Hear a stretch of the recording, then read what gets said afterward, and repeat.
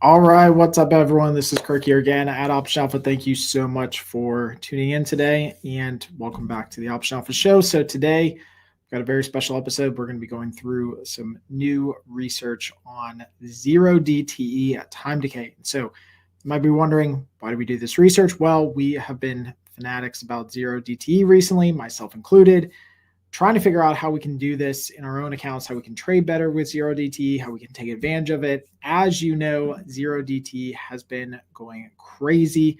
The volume of zero DT contracts has been on a huge rise in the last year, like just this year to date alone. It accounts for nearly 48% of all SPX volume is zero DT volume. So it's a huge opportunity to take advantage of. There's lots of liquidity there. So the question always arises for premium sellers like myself and maybe like you, if you're an option seller, is what happens for time decay during these zero DT contracts. So we did the research on it and we came up with some pretty cool stuff. So first thing we're going to do though is we're going to jump into the slides. We're going to go through this first screen here because I want to give you a little bit of background on time decay. If you're not familiar with time decay, or if you are familiar with time decay, this is what you would typically see as the theta decay or time decay of a normal contract. So what you have is you have a contract that, let's say, expires in 90 days, and the theta decay would happen somewhat along this type of curve. Now, it might not happen like this every single time. It may not be exactly like this every single time, but what you'll generally find is that theta decay happens like this along the curve for the duration of that contract. So from 90 to 60 days, so basically a 30-day window, that first 30 days of the contract's life, you could say, the premium will decay. You will get some theta decay in there, some time decay for that contract, and it will decay, but not by a lot. So in that first 30 days, say from 90 days to 60 days, you're not getting a lot of decay. Then you go from 60 days into 30 days. Well, now things start to really speed up. And generally and classically, a lot of people think or say, 45 days might be kind of the sweet spot on the theta decay curve where things really kind of accelerate. And maybe that's the case here where you start to see things really kind of accelerate at that point. So from 60 days to 30 days, so the next logical block of days, the next 30-day window, you get a lot more decay than you got in the first 30 days, right? But it's still not totally worthless yet. You're not getting all of the time decay. Your time decay is not accelerating by any meaningful amount. So it's not until you get into the last 30 days of the expiration of that contract. So it's going from 30 days till the last day that the contract is available for trading that you get the actual really acceleration of theta or time decay. And this is, I think, generally what a lot of options traders kind of salivate over is this theta decay where they're putting on positions, they're getting time decay because things aren't moving, against them aggressively. And so the decay of the position is where they make their money. So the question now becomes, well, essentially what happens here? So if you're trading a zero DTE contract, there's no time decay element, essentially, like no classical time decay where you have days and days and days of decay. You don't have 90 and 60 and 30 days of decay. The contract basically expires that same day. So if there is any time decay or if there is any theta decay, how does it manifest itself? How can we track this? What does it look like? So basically what we did is we went through and we did the research and we used minute level data for a huge period of time. I think it was about 30 days worth of data. And that's a lot of data for an SPX position. And essentially what we did is we looked at the theta decay, the premium decay of a position that is an SPX put spread that is 10 points out of the money. So that'd be $10 out of the money, $5 wide SPX out of the money short put spread. So why do we first set this up this way? Number one, SPX is insanely liquid. You can definitely trade it. Not only through Option Alpha and Tradier, but you can trade it pretty much anywhere else. And it's cash settled. It takes advantage of the 60-40 favorable tax treatment. So there's a lot of reasons why you could trade SPX over, say, SPY, which also has zero DTE contracts. But what we did here is we didn't look at just the individual legs. So we've seen other studies out there where people look at individual legs, like selling a strangle or a straddle in SPX, but it's just not realistic. In fact, it's the furthest thing from realistic for most regular traders. Most regular traders, most small traders, you don't have the capital to do $100,000 naked position on SPX. Like, it's just not realistic to do that, right? So most traders, if they're trading SPX and doing zero DTE contracts, they're doing so as $5, maybe $10 wide, $15 wide spreads, depending on if you're doing iron butterflies or regular spreads. But we just looked at a $5 wide spread in SPX, which is $5 on a short put spread, a very realistic position for a trader. So what this means is that this is going to look at the net decay of the position, which again, it's not looking at the individual contracts, but it's looking at the net decay of the position as it goes throughout the trading day. And we did this one a little bit out of the money, so $10 or 10 points out of the money on SPX. And so here was kind of the aggregate of a lot of the data here with this red line. And you can see generally what happens. What I think is fascinating, if you take away kind of the first couple takeaways from this, is that number one is that you don't get linear decay. So I think there are some people who believe that because it's a zero DTE contract, because time is kind of marching along in a very standard progression, you have the first hour of trading and the second hour and the third hour, right? It's not like time is accelerating during the day. But as you get closer to expiration, or as you go through the expiration day, there's maybe an assumption from some traders that a lot of that decay is very linear, and or that you get a lot of decay early in the morning. So I've also seen that too, where some people may assume that you get a lot of decay in the front half of the day, or the front first 30 minutes of the day, the first hour, whatever the case is.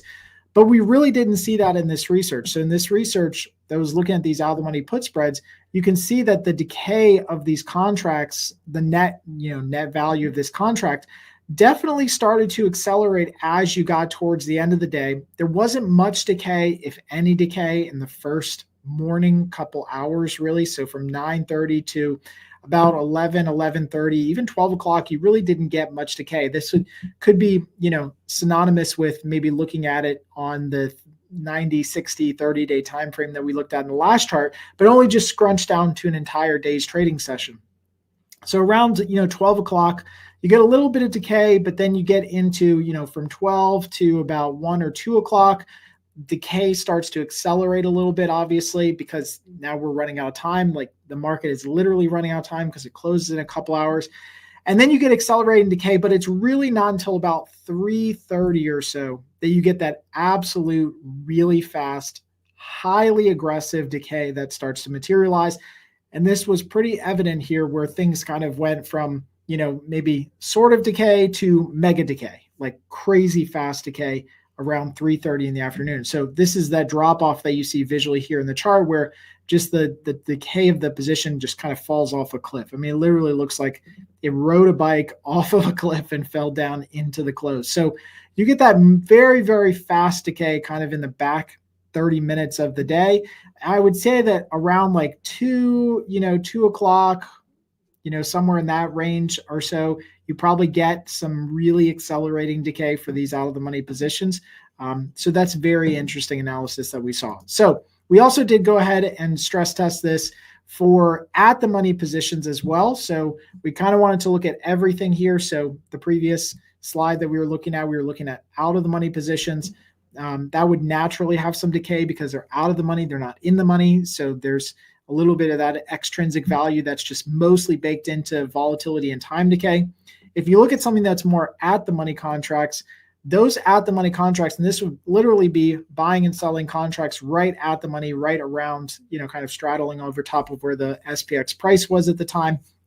Those contracts, because they are at the money and they have a little bit of that intrinsic value kind of baked into them, we saw that those contracts held their value pretty much the entire time. And this is very fascinating, because I think that a lot of people, if you're buying at the money spreads or selling at the money spreads and you're taking more of a directional bet, it's almost like you have to wait till the end of the day to let that bet materialize in this case. So it's maybe not even worth it to make a directional bet where you're doing an at the money position until essentially the end of the day, because you really didn't get, there's no additional premium benefit, decay benefit by selling an at the money put spread. Maybe you're trying to take advantage of a bullish move in the market, right? So you sell an at the money put spread. There's really no benefit to doing that earlier in the day because you didn't get any decay in the contract value. And obviously the market was moving around. It's not like we had 30 days where the market never moved until the close. It's just that premium set, like market participants, market makers, all of us collectively, we really didn't value anything that was at the money until the end of the day, until we realized, hey, this thing is either profitable or not profitable at the end of the day. Now, this was showing that obviously these at the money put spreads and generally the market has been up for most of the days that we were testing it. So you can see that the value of those contracts went down, which means they're profitable if you were selling those at the money spreads. But again, you didn't actually see this materialize until the end of the trading day. And in this case, it was literally the last 5 or 10 minutes for at the money spreads. So key takeaway here is if you're going to be trading at the money positions, maybe you don't even anticipate doing anything until you get to the end of the day. The other thing you could think about here too is that if you are using zero DT contracts for hedging purposes, some of these at the money positions that are used to hedge would be really great hedges because they can hold their value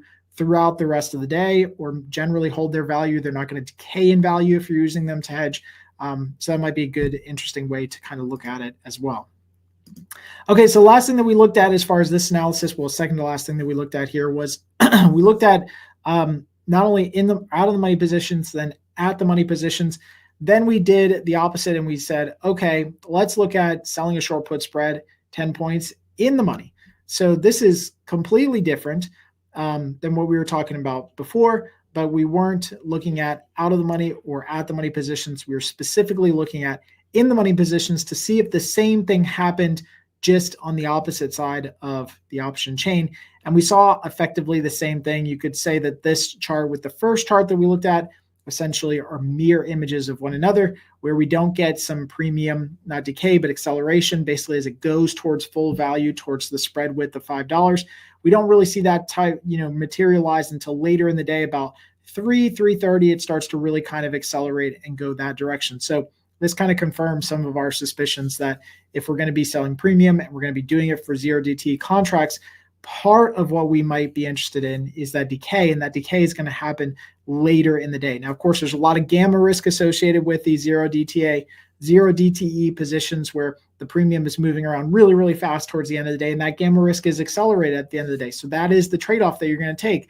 But if you're trying to hone in and focus in on this time decay aspect, that's what you're going to be looking at is positions later in the day. The last thing that we looked at here was we actually took one particular day, which we thought was interesting, just kind of in this study window, but we looked at what we called Black Monday, but Black Monday was back on August 5th of this year. I don't know if you remember trading around this time period or you remember hearing about it. It almost seems like a blip in time and seems like a distant memory at this point. It's been like a month and a half, 2 months now, right? Since that happened. But essentially there was a lot of talk about the dollar or the dollar yen carry trade unwinding, and markets were down really big at the open. So I think most of the major indexes were down 4 or 5% or more. Then the Fed sent in a bunch of their goons to talk on news in the morning and said, look, we're going to backstop this, rates will go down. Maybe there's an emergency cut, all this stuff, right? And kind of, rebounded the markets. But for a short period of time, we did have what I would consider to be insane volatility. VIX above 50. I think it got maybe as high as 60 or something like that. But it was really, really high volatility. And so we thought, okay, let's take that day out of the bunch and let's just look at that day and figure out, okay, what happened for the same $5 wide SPX out of the money short put spread, 10 points out of the money. Like, how did premium decay for days that were really volatile? And so this is kind of the chart of that. You can see the bid and the ask and the mid price. The mid price is going to be the price you're going to really focus on, which is that green line. Obviously, the early morning hours were just bananas. Volatility was crazy. Markets were jumping all over the place. Everyone was trying to figure out how they were pricing in risk for that particular day. And then you start to see, these spreads, which were really, really wide. So obviously 9:30, 10, 10:30, spreads were insane. Even until, 11, 12 o'clock, spreads were pretty wide on these particular spreads. Like this particular $5 wide spreads, very, very wide. But once you get to the afternoon hours, things kind of calm down a little bit. And then you started to see the little bit of that decay again start to materialize. Now, it's not a lot. You have to kind of almost squint your eyes to kind of see it, but you do see some decay from, say, here at about 12:15 or so. The premium on these out of the money positions was about $2. You get into the afternoon hours, 1:30, or 2:30 or so. It's a little under $2. So there was some decay that started to materialize. It wasn't a lot. It didn't happen really fast. And it wasn't until, again, just the very last couple minutes of the trading day did we start to see, again, that time decay aspect kind of really pop in and time decay really kind of accelerate. I think what's noticeable about this, even though it was just one particular day, is that when you have a high volatility day, you're going to have a lot of volatility in spreads early in the day. That was pretty evident. But B, it's going to behave more like an at the money position for high volatility days. So even though this position was out of the money, this position still behaved as if it was at the money, for all intents and purposes, compared to what we looked at in our research, because we have a lot of volatility. So the position kind of held its value, was a little bit more sticky than it otherwise would have been. And so again, if you're going to be selling premium on high volatility days with 0DT contracts, maybe just kind of forget the morning session, forget most of the afternoon session, focus all of your attention. If your strategy is purely on trying to capture decay and premium decay, then you focus purely your attention on kind of those afternoon hours for trading. Okay, so now that we have kind of that as a background, what I wanted to do is I wanted to jump over and just show you how you can do this inside of your account at Option Alpha. So if you don't already have an account, go ahead and sign up, start a trial here. You can trade 0DT contracts. You can use the Oracle to find new ideas and backtest ideas for 0DT trading. But if you're inside of a bot that you're running, what you can do is you can actually set your bot up. Well, there's a couple different ways you could do it. So I'll show you these different ways here.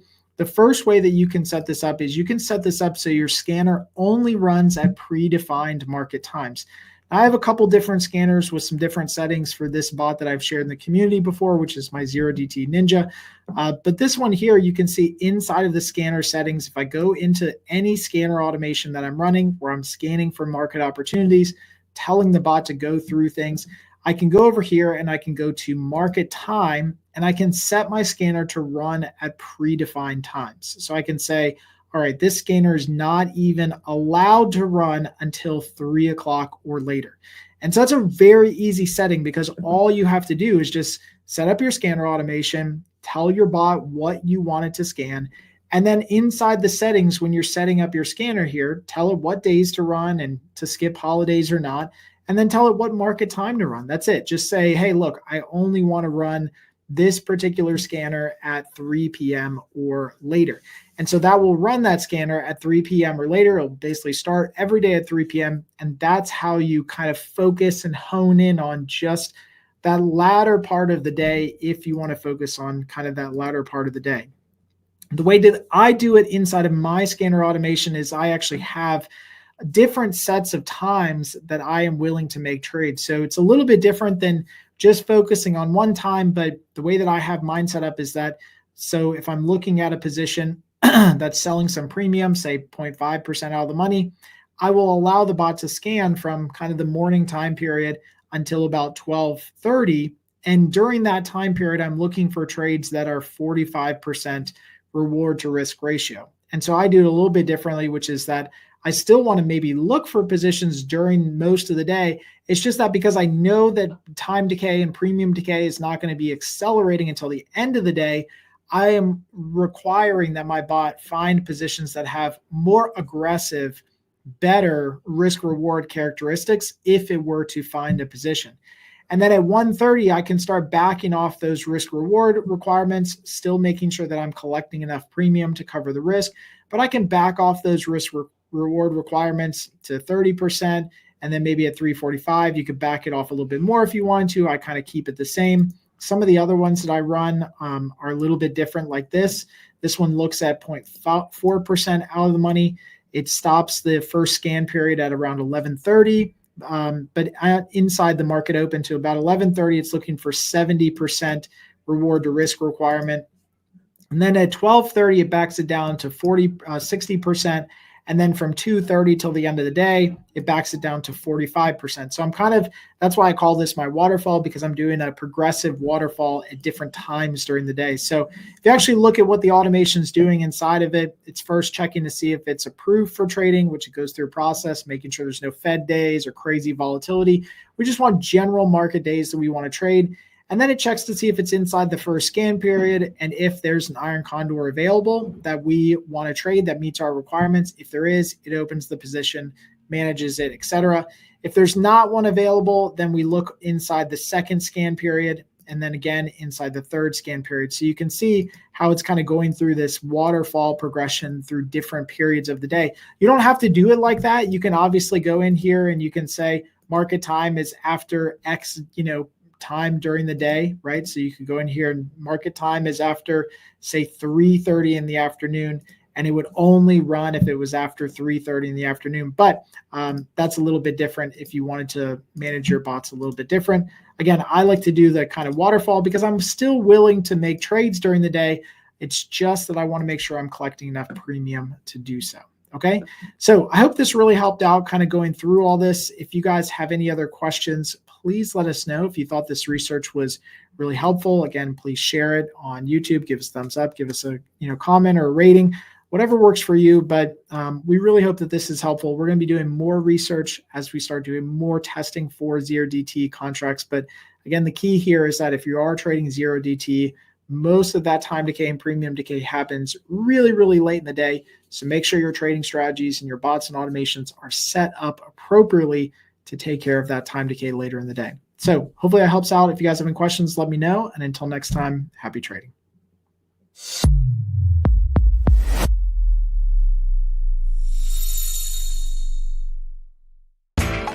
You know how the financial world goes. Here comes the buzzkill. Please make sure to take some time to read this boring disclaimer. We will owe you one.